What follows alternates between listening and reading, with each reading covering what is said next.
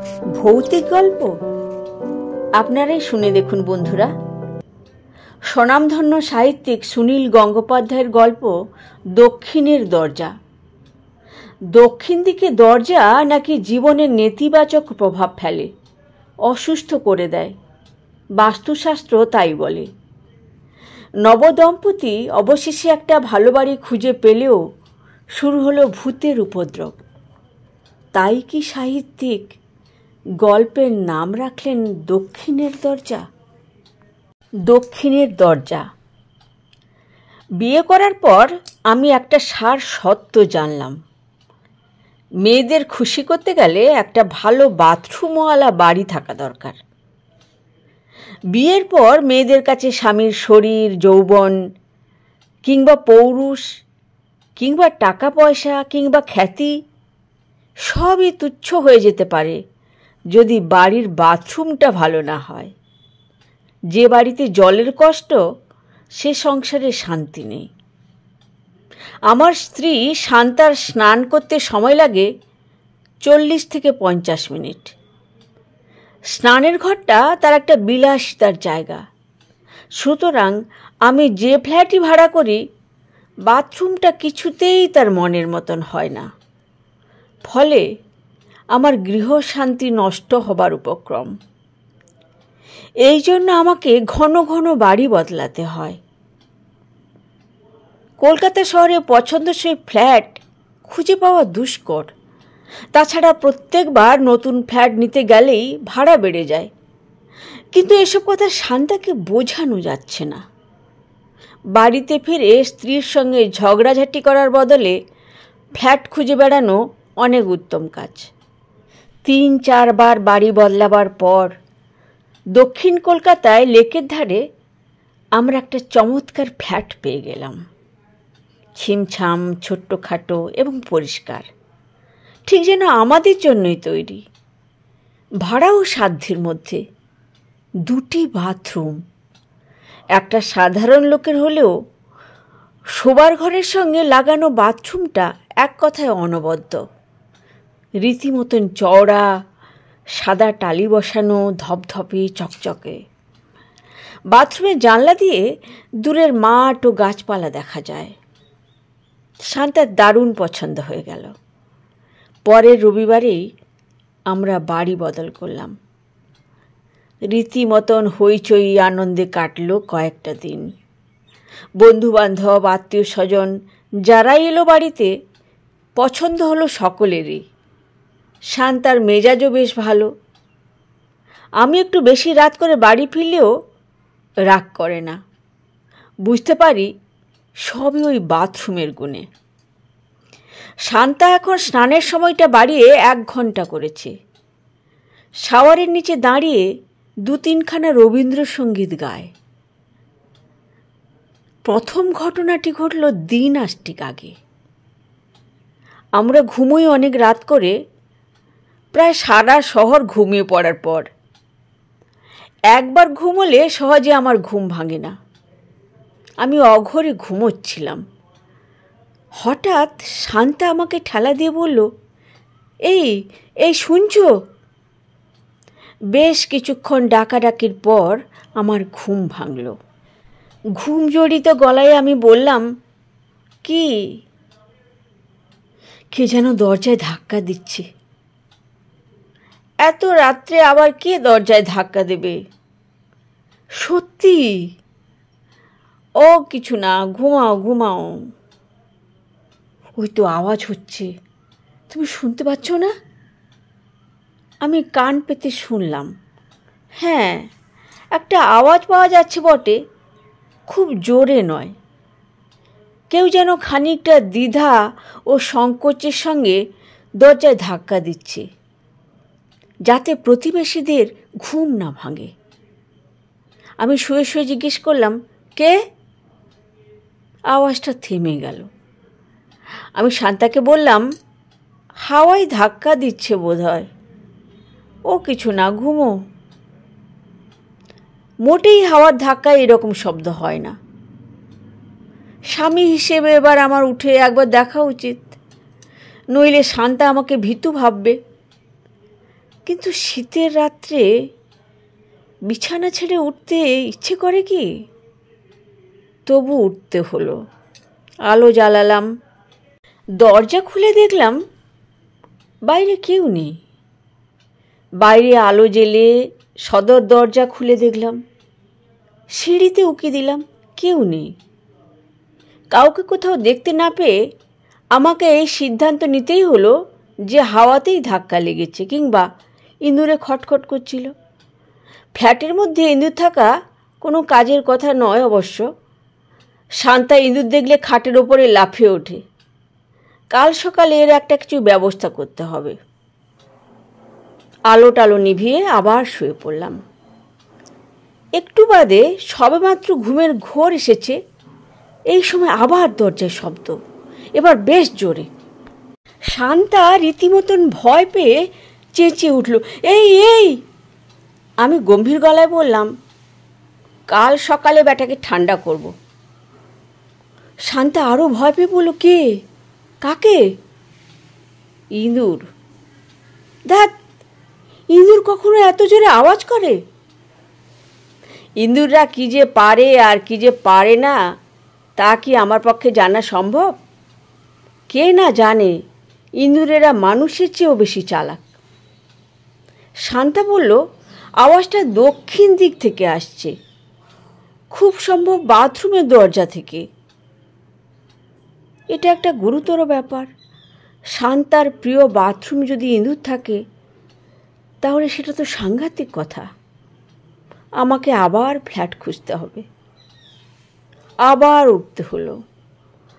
আগের বার আলো জ্বালাবার সঙ্গে সঙ্গেই আওয়াজটা থেমে গিয়েছিল, এবার থামল না। ঢক ঢক ঢক ঢক। আমি ইঁদুর তাড়াবার ভঙ্গিতে বললাম, হুস।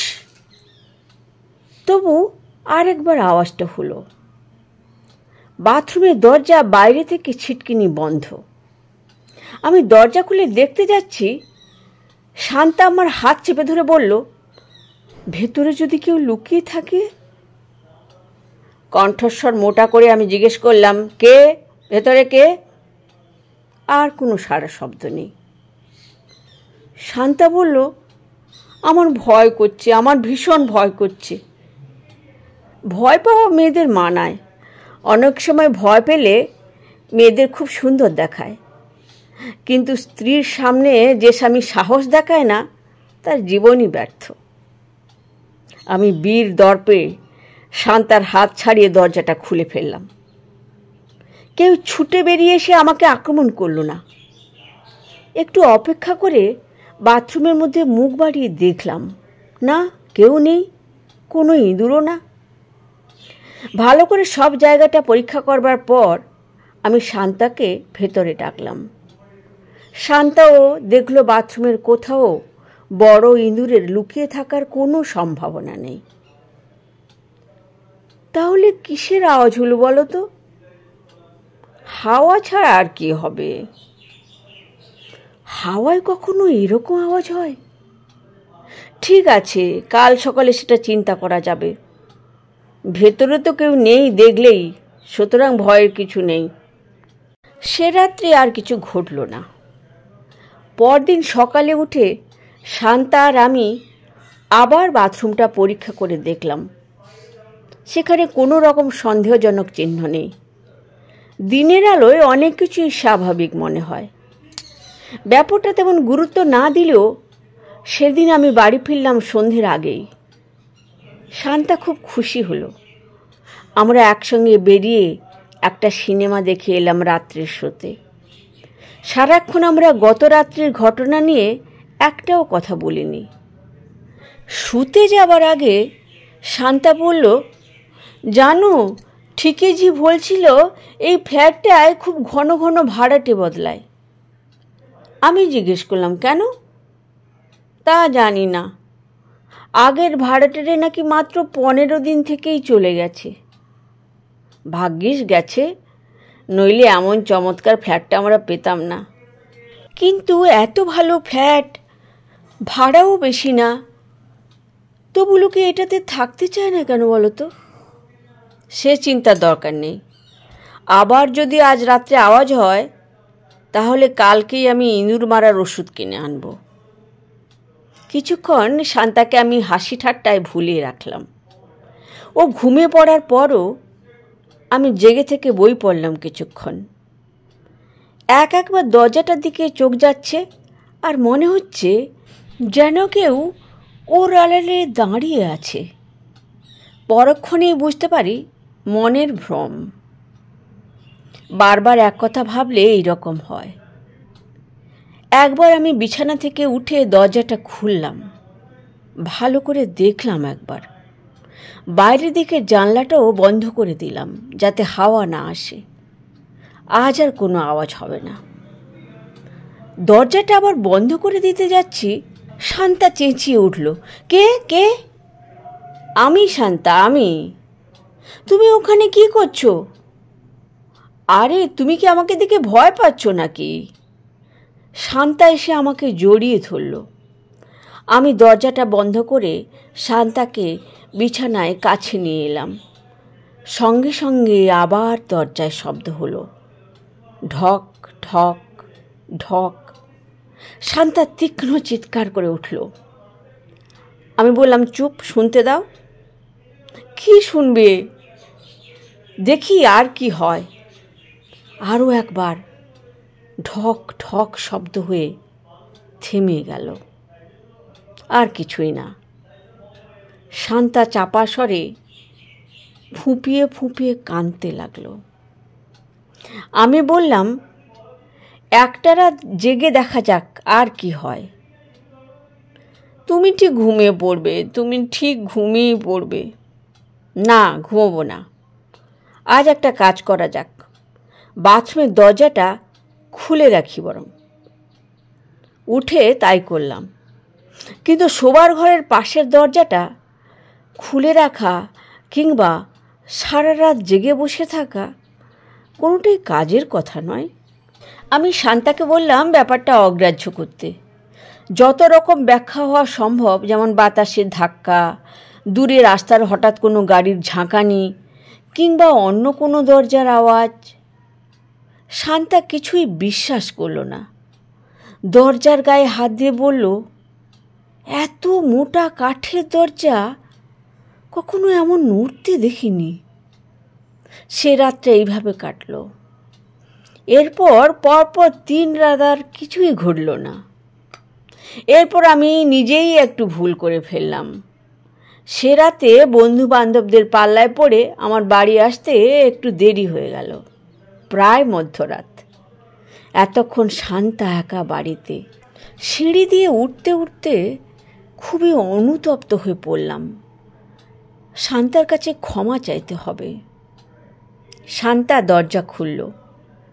আমি কিছু বলার আগেই শান্তা খুব গম্ভীর গলায় বলল, আমি বেঁচে থাকি কিংবা মরে যাই তাতে তোমার কিছু যায় আসে না। আমি শান্তার হাত জড়িয়ে ধরে প্রভূত ক্ষমা চাইতে লাগলাম। শান্তা হাত ছাড়িয়ে নিয়ে বলল, থাক, তুমি খেয়ে নাও। আমার খাবার সময় শান্তা আর একটাও কথা বলল না। আমি অনেক পরে ওর মান ভাঙাবার চেষ্টা করলাম। শান্তা অটল। এর আগে আমি কোনো দোষ করলে শান্তা রাগারাগি বা চেঁচামেচি করেছি, এরকম চুপ করে থাকিনি।